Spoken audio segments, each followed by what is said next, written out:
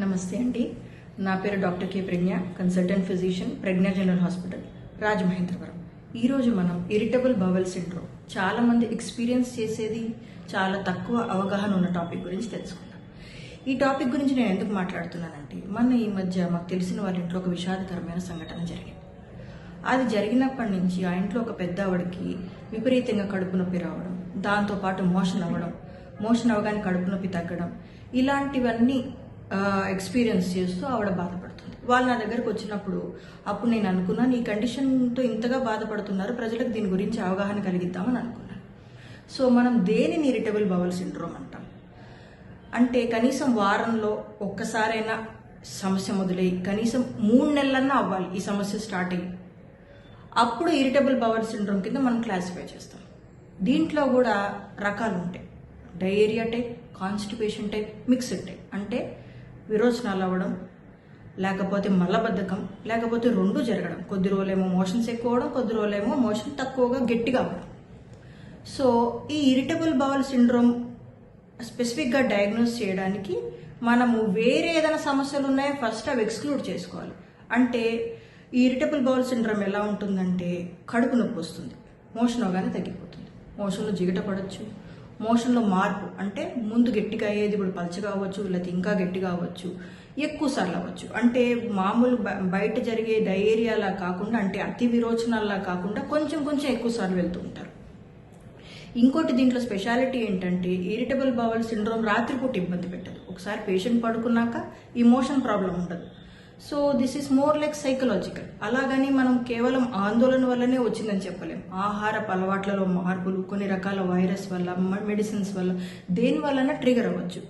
కాకపోతే పెద్ద సమస్యలా అనిపిస్తుంది, దీనికి వైద్యం ఏంటో అర్థం కాదు. వాళ్ళు ఏంటంటే విరోచనాలకి మందులు వాడడం, యాంటీబయాటిక్స్ వాడడం, దీనివల్ల ఎటువంటి అంత సమస్య సాల్వ్ అవ్వదన్నమాట. సో ఎలా కనిపెడతామండి? మన దగ్గర పేషెంట్ వస్తారు, వచ్చినప్పుడు ఎప్పటి నుంచి సమస్య మొదలైంది? 3 నెలల నుంచి మొదలైందా? కనీసం వారంలో ఒకసారి అనే సమస్యతో ఇబ్బంది పడుతున్నారా? జిగట పడుతుందా? అలాంటివన్నీ అడుగుతాం. ఇంకొకటి ఏంటంటే, ఈ సమస్యలో మనం ఎక్స్క్లూడ్ చేసుకోవాల్సింది ఏంటంటే, బ్లడ్ పడినా, బరువు తగ్గిపోయినా, నిద్రలో కూడా విరోచనం కోసం లేవాల్సిన పరిస్థితి వచ్చినా, జ్వరం ఉన్నా, డిహైడ్రేషన్ ఉన్నా, బరువు తగ్గిపోతున్నా, కడుపు పైన ఏదైనా మాస్ లాగున్నా మటుకు ఇది ఇరిటబుల్ బవల్ సిండ్రోమ్ కాదు, ఇంకేదో సమస్య ఉందని చెప్పి మనం దానికి సంబంధించిన colonoscopy, blood test, thyroid test ఇవన్నీ చేసుకోవాల్సి ఉంటుంది.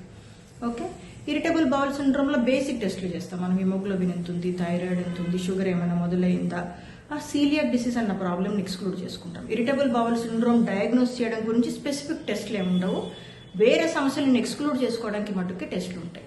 సో ఒకసారి మనం ఇరిటబుల్ బవల్ సిండ్రోమ్ అని కనిపెట్టిన తర్వాత, అది డయేరియానా లేకపోతే కాన్స్టిపేషన్ మనం నిర్ధారించుకున్న తర్వాత, దానికి కావాల్సిన మోషన్ మెత్తగా అయ్యే, కాన్స్టిపేషన్ అయితే కనుక మోషన్ మెత్తగా సులువుగా అయ్యే విధంగా హై ఫైబర్ అంటే అరటి పళ్ళు, సిలియం హస్కు ఇలాంటి ఆహారంలో పీచు పదార్థాలు ఎక్కువగా ఉండేలా చూసుకోమంటాం.